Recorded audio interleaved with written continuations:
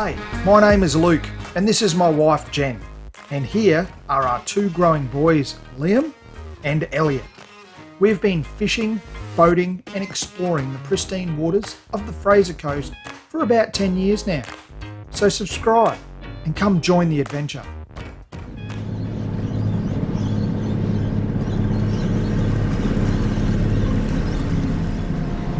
Alright, our first tuna school of the day. Let's see if we can have a crack. Let's see what happens. They look a bit skittish.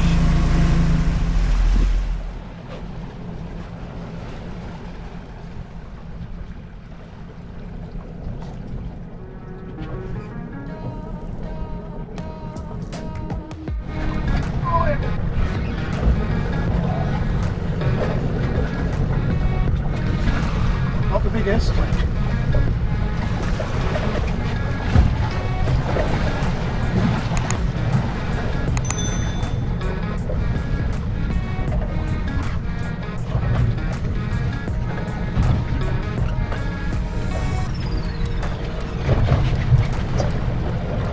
Definitely doesn't want to come this way.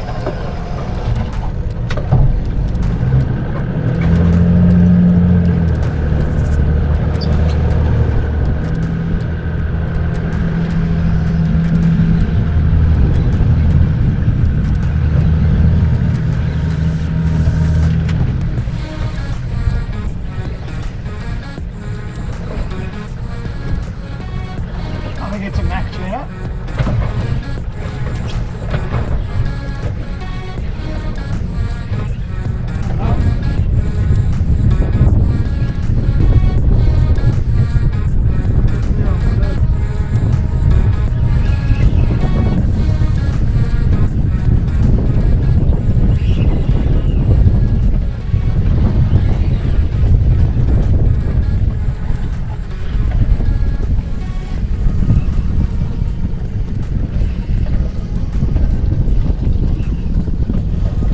Might have just been shark.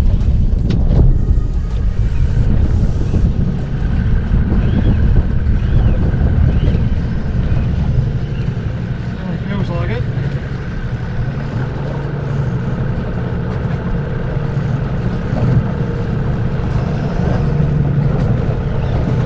I don't know, there's a few tail beats still there.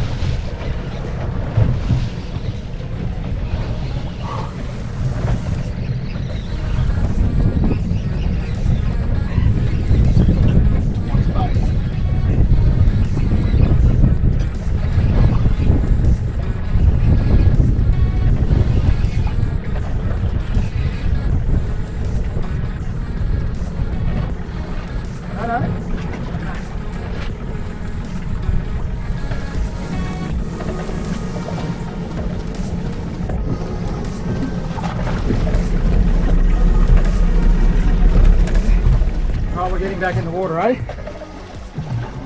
Hopefully the first of a couple for today. He is warm. One of the really interesting things I find with chasing tuna is, and the reason they can be so frustrating, is because what they have their minds fixated on. And that's what he regurgitated on the deck. They're all about that size, little whitebait. And I'm throwing, okay, so I'm throwing the little gorilla white metal slug. It's 40 grams, okay, and it's a bit of a bigger profile, so that little whitebait. Anything lighter I find hard to get the distance. I could probably drop it to 20 grams and I'd probably be right on the money with the size of the whitebait. But I think that size, they probably look at that and they probably think, oh, it's a big whitebait, I'm going to have a go at that. It's not too dissimilar to this stuff. Pain in the bum to clean out of your boat though. Anyway, I'll keep persevering with this. I'm finding them really flighty this morning, so they are a bit hard to get close to and get a good cast at, but when you do, it's pretty much a hook up straight away. A lot of people ask about the gear that I'm using, and I think what they're really interested in is the weight class and all that sort of stuff of the line and the rods and things. This is a Samurai Elevate 25 to 40 pound rod, okay?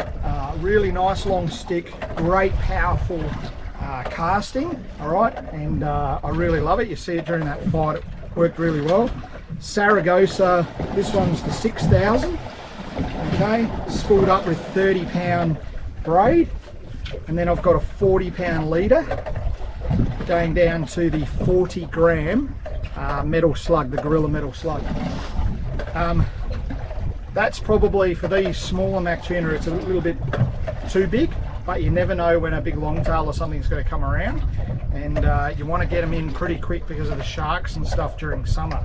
So this outfit can pretty much account for some pretty big longtail tuna all the way through to your smaller sort of couple of kilo mac tuna and stuff. So great sort of weight class to use. One of the key strategies for me this morning, folks, is to follow the birds. I guess the first thing you've got to do is try and find the birds where they are, because I mean there's a massive amount of water out here in Platypus Bay. What I generally do is I'll head to some of the more well-known public marks, and if you're curious about where they are, you can check them out on my website at fishingboatingexploring.com.au. There's a whole heap of them listed there on a map, and what I usually find is the tuna schools won't be too far away from those areas, and I just move around and I look for flocks of birds, and in particular I look for birds that are working, so there's a lot of diving action going on and all that sort of stuff. Sometimes you just come across birds that'll just be beelining it somewhere. So I look for the working birds, and then I try and identify the lead bird. There's usually one that is sort of leading the flock and following the tuna school really closely. So sometimes if you just sit back, which is what I'm doing right now, I'm just watching these birds in front of me. Sometimes if you just sit back, you can actually figure out which bird is leading, what's going on, and they're tuned in on where the tuna school is actually going. And they'll be the first one to dive when the tuna school starts to get near the surface. Essentially what the tuna schools are doing is they're rounding up bait balls. You saw the white bait from that first fish. They're basically rounding them up and then they push them towards the surface, less water. Same theory as what happens up on the flats. The predatory fish are pushing them up into where there's less water, less room to move, and then they just smash them from all angles as they come to the surface. And that's that splashing action that you see on the surface. And that's the prime time to get your lure in amongst the mix, because there's just confusion and chaos going on, and they'll see something that looks similar to what they're actually eating and they'll grab it. Another way of doing it is just jigging off the bottom. You would have seen that in some other videos where the tuna school will break up and then they disappear and you're sort of wondering where they are. You put a jig down the bottom and they'll be actually right down the bottom and they'll take the jig. So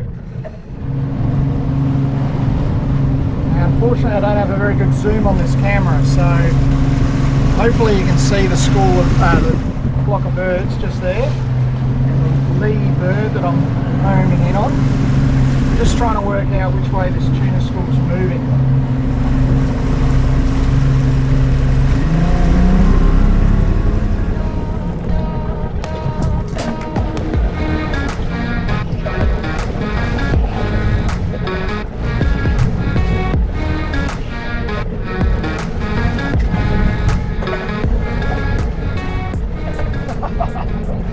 That's why it's so fun. See that hit on the surface. I thought they'd actually gone down. But no, they were just following the lure.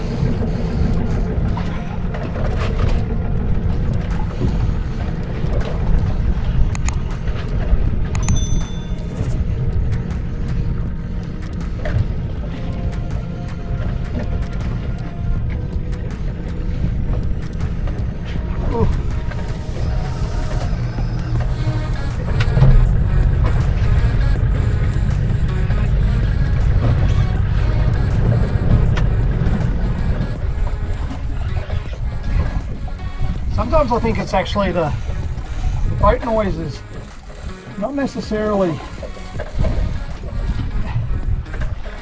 spooking the tuna, spooking the whitebait. I mean, the tuna are just following the whitebait, so this guy's got a bit of go.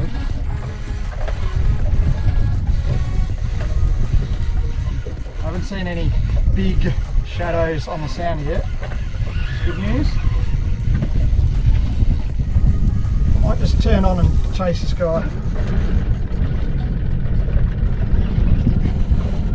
Because he's, I want to get him up quick just in case there is a shark around.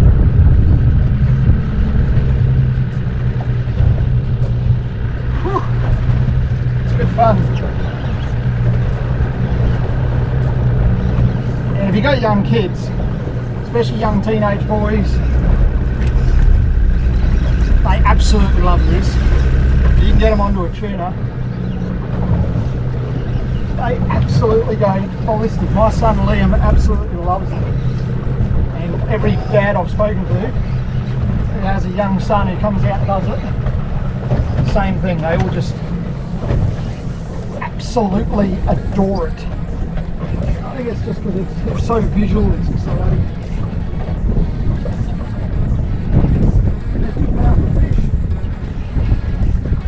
And yeah, we all want to get a longtail, but good back to this one.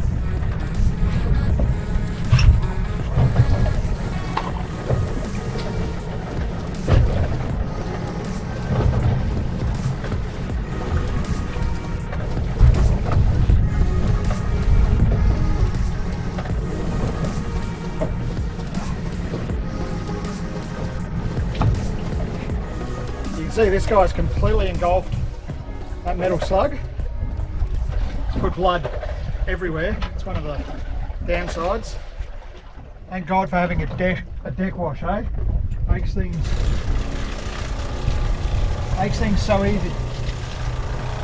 It's the only problem with having a white boat is when you get a tuna or a mackerel or something inside. You saw how much blood there was down there before. Deck wash, get it off nice and quick. Makes it easier when you get home.